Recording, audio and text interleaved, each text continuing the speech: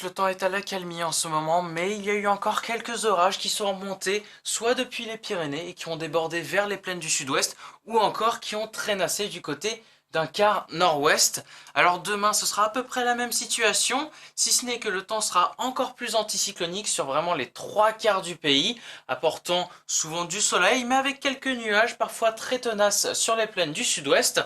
En revanche, vers le nord-ouest, notamment entre la Bretagne et les Pays de la Loire, le risque d'orage est déjà présent dès le matin, ainsi que entre les Alpes du Sud et la Corse. L'après-midi, ces orages, notamment dans le nord-ouest, pourraient avoir tendance à s'intensifier et également à être peu mobiles, ce qui pourrait donner des cumuls importants en l'espace de pas beaucoup de temps, parfois plusieurs dizaines de millimètres en l'espace d'une heure. Et ces orages pourraient s'étaler de la Bretagne à la Basse-Normandie jusqu'à l'intérieur des Charentes. Ailleurs, le soleil va s'imposer, parfois jouer avec quelques nuages, mais il y aura toujours ce risque d'orage entre l'extrémité des Alpes du Sud et l'île de Beauté, et il y aura également un risque d'orage au nord de la Seine à surveiller. Pour ce qui est des températures, les nuits seront encore chaudes pour la saison, particulièrement entre l'ouest et la Méditerranée avec pas moins de 22 degrés, alors que dans un large quart nord-est, on aura des températures bien plus raisonnables, souvent en dessous de 15 degrés.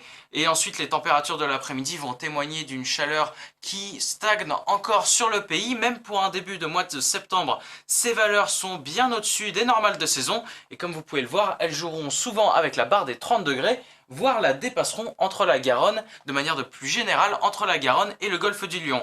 Vendredi, une dégradation orageuse va traverser, balayer le pays d'ouest en est, et à l'avant, le flux va se redresser au sud. Qu'est-ce que ça va avoir comme conséquence? Eh bien, c'est de l'humidité bien instable, de l'air humide et instable qui va remonter depuis la Méditerranée et se bloquer vers les régions du golfe du Lion, avec des pluies qui seront à surveiller pour la journée de vendredi. Ces orages vont se décaler vers les Alpes-Maritimes, mais vont encore concerner les alentours de la basse vallée du Rhône samedi, et pourraient même gagner en intensité, que ce soit en activité électrique ou pluvieuse. À l'arrière, bonne nouvelle, le temps sec et calme prend le relais avant l'arrivée d'une perturbation qui pointera le bout de son nez par la pointe bretonne. Cette perturbation sera quand même assez timide, c'est-à-dire bloquée, elle aura du mal à s'enfoncer, si bien que dimanche elle concernera encore les régions de l'extrême nord-ouest avec des pluies plutôt modérées.